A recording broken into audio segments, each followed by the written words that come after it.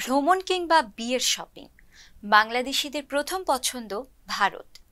কেবল নিকটবর্তী দেশ হিসেবেই নয়, ভারতের পর্যটন শিল্পেও আছে বৈচিত্র্যতা। প্রসাধনী থেকে ব্যবহারিক পণ্য বাংলাদেশের তুলনায় দামে কম হওয়ায় বেড়াতে গেলে কেনাকাটা করতে ভুল করেন না কেউ। জুলাই জুড়ে ছাত্র আন্দোলন এবং পরবর্তীতে সরকার পতনের পর দুই দেশের স্বাভাবিক যাতায়াতে মারাত্মক প্রভাব পড়েছে। ফলে বিভিন্ন রুটে যাত্রী সংখ্যা উল্লেখযোগ্যভাবে কমে যাওয়ায় লোকসানের সম্মুখীন হচ্ছে এয়ারলাইন্স ব্যবসায়ীরা।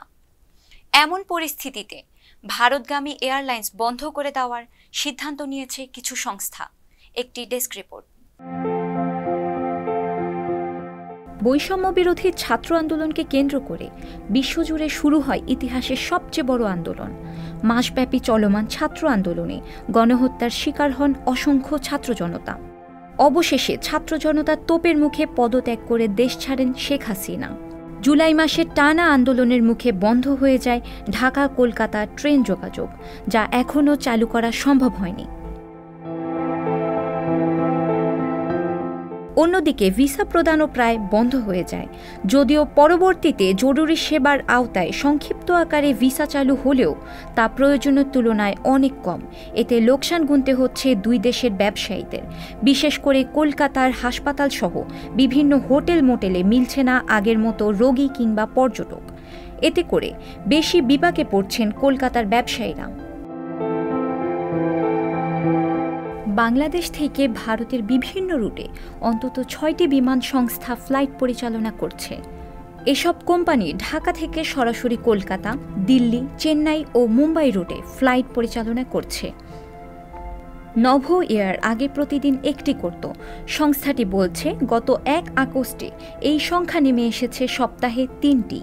তবে এমন অবস্থা চলতে থাকায় আগামী 16 সেপ্টেম্বর থেকে সংস্থাটি কলকাতা ফ্লাইট একেবারেই বন্ধ করে দেওয়ার সিদ্ধান্ত নিয়েছে। এ নিয়ে নভো এয়ারের মার্কেটিং অ্যান্ড সেলস প্রধান মেসবাহ উল্লাহ ইসলাম বলেছেন, ভিসা না পাওয়ার কারণে অনেকেই ভারতে যেতে পারছেন না।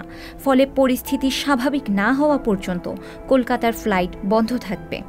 বিমান বাংলাদেশ এয়ারলাইন্সে আগে প্রতিদিন 2টি করে ফ্লাইট চললেও এখন তা নেমে এসেছে একটিতে। একইভাবে দিল্লিতে সপ্তাহে 3টি ফ্লাইটের বদলে একটিতে, চেন্নাইয়ের 3টির বদলে সপ্তাহে 1টি করে ফ্লাইট পরিচালিত হচ্ছে। শুধু এয়ারলাইন্সেই নয়, রেলপথেও চলছে বাধা। জুলাই মাসে বন্ধ হওয়া রেল এখনও চালু হয়নি। বাংলাদেশ সাবেক সরকার দেশে কারফিউ জারি করার পর বাতিল হয়েছে ঢাকা মৈত্রী এক্সপ্রেস।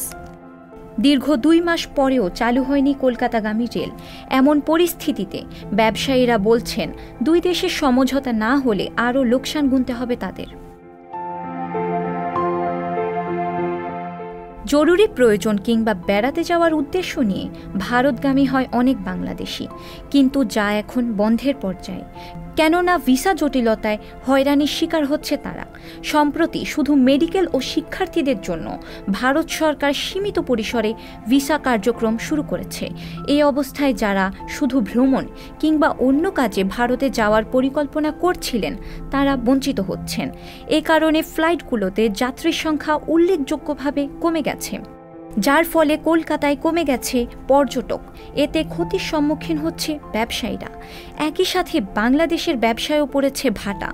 বিশেষ করে এয়ারলাইন্সগুলো বলছে, ভারতগামী মানুষের সংখ্যা আগের তুলনায় 50%-ও কম। এতে পরিচালন ব্যয় তোলাও সম্ভব হচ্ছে না। তবে দ্রুত সময়ের মধ্যে এই সমস্যার সমাধান হবে বলে আশা করছেন এয়ারলাইন্স কর্তৃপক্ষ। সংবাদ, ফিচার ও অনুষ্ঠানের জন্য ভিজিট করুন সংবাদ প্রকাশের ওয়েবসাইট এবং যুক্ত থাকুন ফেসবুক পেজ ও ইউটিউব চ্যানেলের সঙ্গে।